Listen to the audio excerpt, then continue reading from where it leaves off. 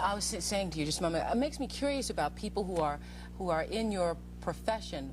What makes you become a sex researcher? And we've had other sex therapists on this show, and they always appear to be very therapeutic when talking about sex and compatibility and things like that. Almost asexual.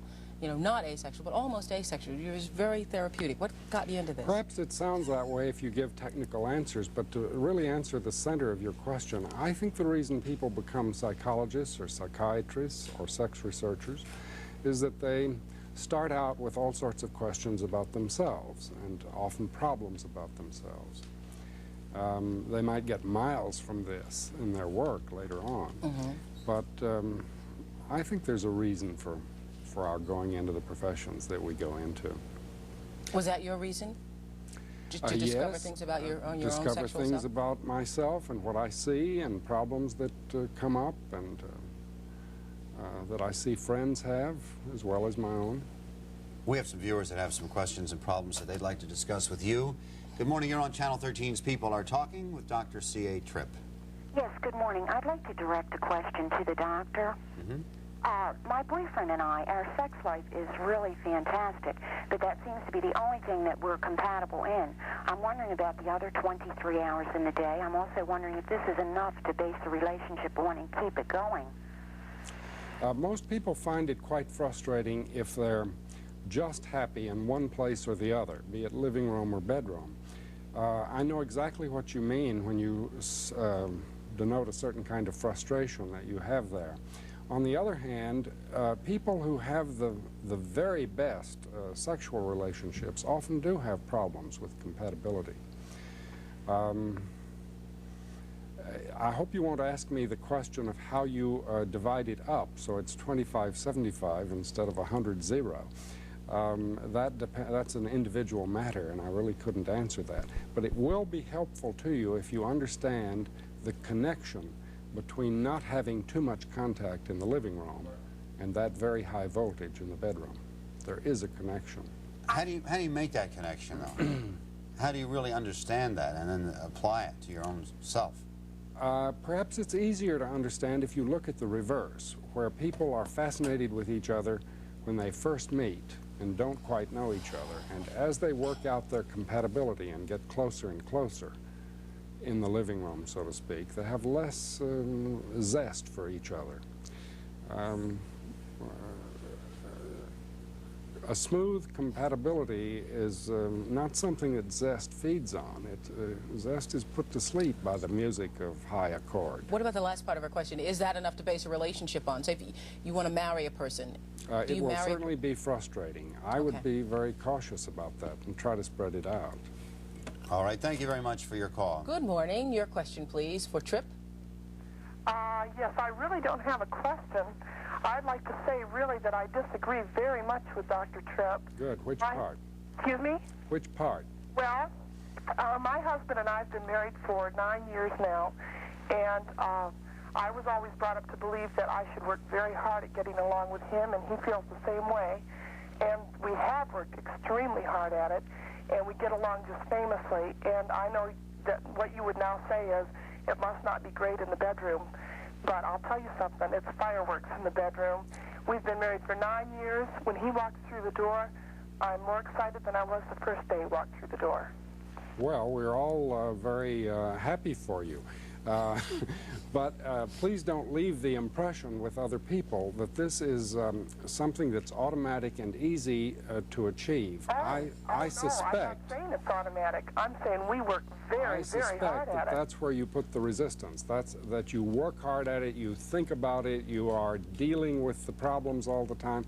If you like to do that, if you like to wrestle with that particular bear, then it will, apparently does work for you.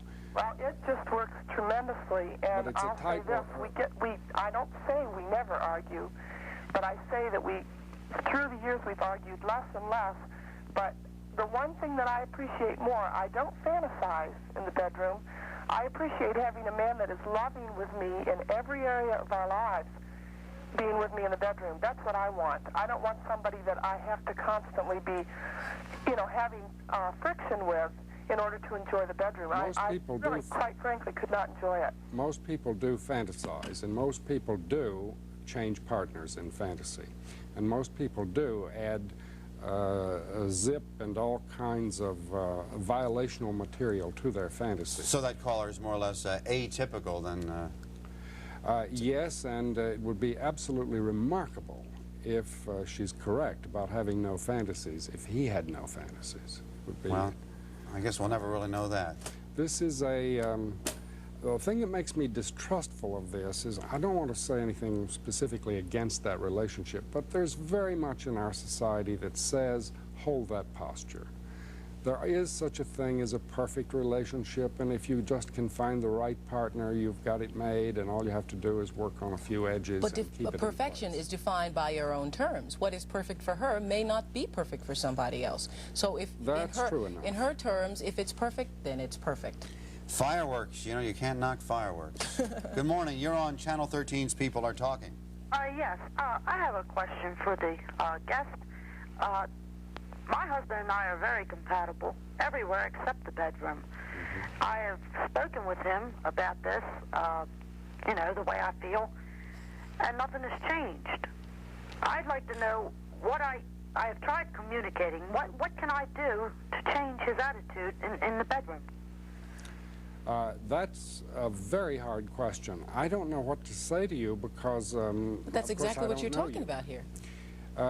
Yes, but there are several things I don't know. For instance, she didn't say anything about whether it used to be better in the bedroom. Did it used to be better in the bedroom? Yes, it was.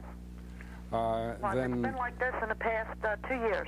then what's happening is the standard thing, where the compatibility and the conventional understanding of each other is going up. Your living room is probably getting even better, and you're running troubles with fatigue in the bedroom. So what do you recommend, doctor, for this person? The main thing I recommend is to try to understand that this is a natural consequence of getting very close. And unless you manage to, as I say, get out of bed right and in new ways. You know, Maribel Morgan has many things to say about this. I like her very much, her whole posture. Not because she suggests that people reseduce their mate or something like that, but she brings surprise into the relationship. When she jokingly says, meet your husband at the door with a bunny costume on, this is not entirely a joke. This is borrowing symbols from outrage and from unpredictability and from surprise. Thank you very much for your call.